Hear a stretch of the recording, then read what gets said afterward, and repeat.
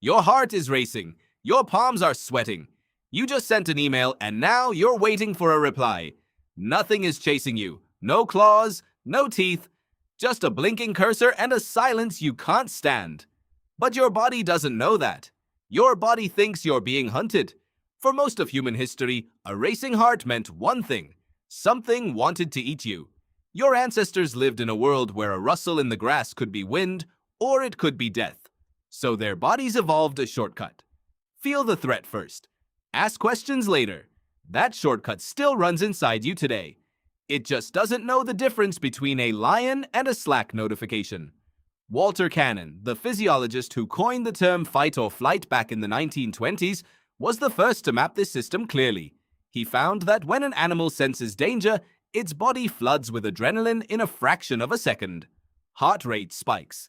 Blood rushes to the muscles. Digestion stops, because digesting lunch is pointless if you're about to become someone else's lunch. This response is ancient. It is faster than thought, and it was never designed for the world you live in now. Think about that for a second. Your nervous system is running software written for the African savanna, but you're using it to survive a group chat. Here's where it gets stranger. Your ancestors' stress response had a built-in off switch. A lion chases you, you run. You either escape or you don't. And either way, the stress ends. It's short. It's physical. It resolves. Modern stress doesn't resolve. It just sits there. You don't outrun a bad performance review. You don't escape a mortgage payment.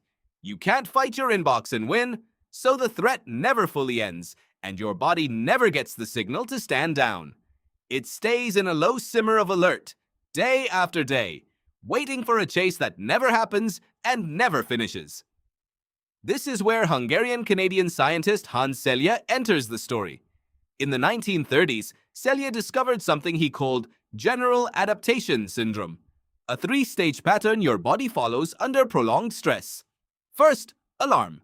Your body reacts just like it would to a lion. Second, resistance. Your body tries to adapt, pumping out stress hormones to keep functioning under pressure. Third, exhaustion.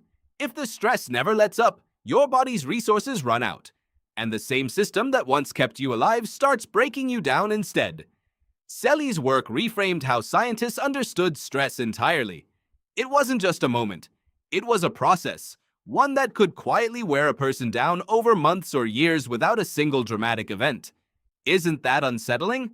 The very mechanism built to save your life in an emergency can slowly damage it if the emergency never truly ends. Neuroscientist Bruce McEwen later gave this slow wear a name: allostatic load. It's the cumulative cost your body pays for staying on high alert too often, for too long. Elevated blood pressure, disrupted sleep, a weakened immune system. Your body isn't malfunctioning when this happens. It's doing exactly what it evolved to do. It's just doing it in a world that never stops sending threat signals, even when there's no lion in sight. So why hasn't evolution caught up? Why hasn't your brain updated its threat detection for emails and deadlines and awkward texts? Because evolution is slow and civilization is fast. Almost unfathomably fast. Your species spent roughly 200,000 years as hunter-gatherers, living in small bands, facing threats that were immediate, physical, and resolvable. Agriculture is only about 10,000 years old. Cities are younger still. The internet is barely a few decades old. In evolutionary terms, modern life arrived about a second ago.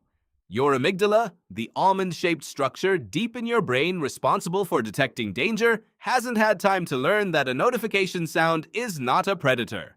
Robert Sapolsky, the Stanford neuroendocrinologist who has spent decades studying stress in baboons and humans alike, put it simply: zebras don't get ulcers, he observed, because when a zebra escapes a lion, its stress ends the moment it's safe. Humans get ulcers because they can lie awake at 3 a.m., replaying a stressful meeting that already ended hours ago, or worrying about one that hasn't happened yet.